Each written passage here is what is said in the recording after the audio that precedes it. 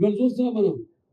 మనిషి అన్నది తన దైనందిన కార్యకలాపాలను సతమతమవుతూ అన్న వస్త్రాలన్నీ అవసరాలతో పాటు సినిమాను కూడా ఒక సాధనంగా ఎంచుకున్నాడు. అటువంటిది ఇవాళ చూస్తే సినిమా ఎలా ఉండాలని ఆలోచించాల్సింది పోయి సినిమాని బ్రతికించాల్సిన పరిస్థితుల్లో ఇవాళ చలనచిత్ర పరిశ్రమ ఉంది.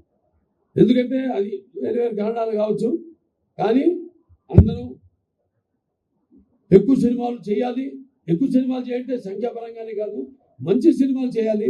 ఎందుకంటే నా వరకు నేను ఒక తృప్తి ఉంటుంది నాకు. మంచి అనుకరించకుండా మన సత్తా ఏమిటో మనం దానికి బదులు పెడుతూ అటు మంచి సందేశాత్మక చిత్రాలు అందజేయడం ప్రజలకి అయితేనేమి, అలాగే టెక్నిక్ లేనప్పుడు ఎంతో శీఘ్రంగా సినిమాలు పూర్తయ్యేవి.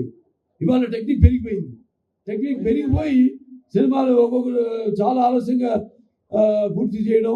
ఇవాళ థియేటర్లు ఎగ్జిబిటర్స్ వస్తే బాధగా ఉంటుంది నాకు. వాళ్ళు కొందరు తాళాలు వేసుకునే పరిస్థితిలో ఉన్నారు. అలాగే పంపిణీదారులు అయితేనేమి అదే పరిస్థితుల్లో ఉన్నారు.